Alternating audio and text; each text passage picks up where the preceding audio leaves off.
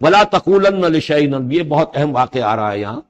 اس واقعے میں حضور صلی اللہ علیہ وسلم سے ایک سہو ہو گیا تھا. جب یہ سوالات کیے گئے تو حضور نے فرمایا ٹھیک ہے میں اس کا جواب دے دوں گا، تم آنا. اور یہ کہ انشاءاللہ نہیں کہا، کل تم آنا میں تمہیں جواب دے دوں گا، انشاءاللہ نہیں کہا. سہو ہو گیا، غلطی ہو گئی.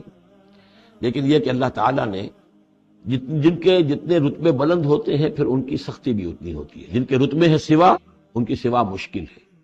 ہم عام طور پر یہ باتیں کہتے رہتے ہیں ہمارے لیے اللہ نے کیا گرفت کرنی ہے کہ ان کی کوئی حیثیت نہیں، کوئی مقام ہی نہیں. لیکن یہ کہ جو بلند مقام والا ہو اور وہ بغیر انشاءاللہ کہہ دے کہ کل یہ ہو جائے گا اور انشاءاللہ نہ کہے تو اس پر پھر گرفت ہو گئی. تو حضور کی کئی دن گزر گئے کہ جبرائیل نہیں آئے اور آپ کے لیے پھر ایک مشکل پیدا ہو گئی. گویا کہ مخالفین نے تالیاں پیٹ دی ہوگی، چلو بس فیل ہو گئے، ناکام ہو گئے اس امتحان کے اندر جو ہے وہ تو اب یہ کامیاب نہیں ہو پائے.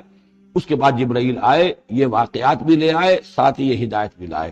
وَلَا تَقُولَنَّ لِشَيْءٍ إِنِّي فَاعِلٌ ذَلِكَ غَدًا، دیکھیے کبھی نہ یہ کہیے گا کہ یہ کام میں کل ضرور کر دوں گا، إِلَّا أَن يَشَاءَ اللَّهُ، مگر اس استثناء کے ساتھ اگر اللہ نے چاہا.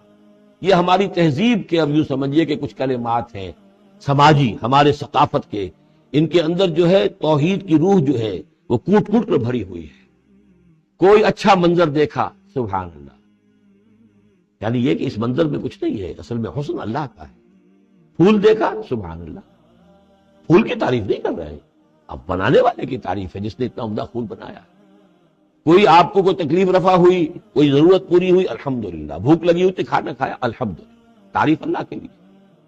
کوئی چیز آپ اپنے گھر میں داخل ہوئے، منظر اچھا لگا، بچے کھیل رہے ہیں، بڑا اچھا ماحول ہے، کہیے ماشاءاللہ ماشاءاللہ، جو اللہ کو پسند ہے. یہ جو کچھ ہے وہ اللہ کی مشیت سے ہے، یہ کوئی میری صلاحیت سے میری قوت سے تو نہیں ہے.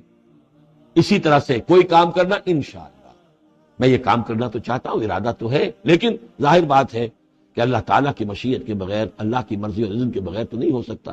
تو یہ بھی گویا کہ، اور یہ سارے کلمات اس صورت میں آپ کو مل جائیں گے، ماشاءاللہ، انشاءاللہ.